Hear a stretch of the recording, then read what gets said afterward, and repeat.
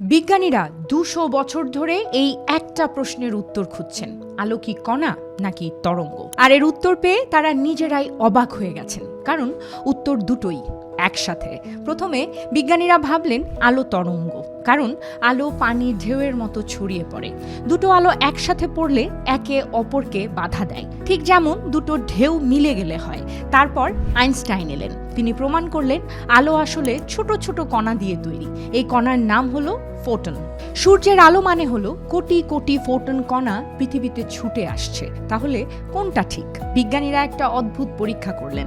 আলোর দিকে তাকালে সে কণার মতো আচরণ করে, না তাকালে তরঙ্গের মতো আচরণ করে। মানে আলো জানে আপনি তাকিয়ে আছেন কিনা, আর সে অনুযায়ী আচরণ বদলায়। আর এই ঘটনার নাম কোয়ান্টাম মেকানিক্স। আর এই একটি আবিষ্কারই বিজ্ঞানের সব কিছু বদলে দিয়েছে।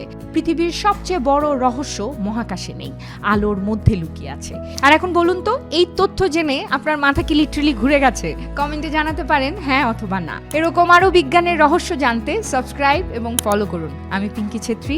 জানতে থাকুন, এগিয়ে থাকুন।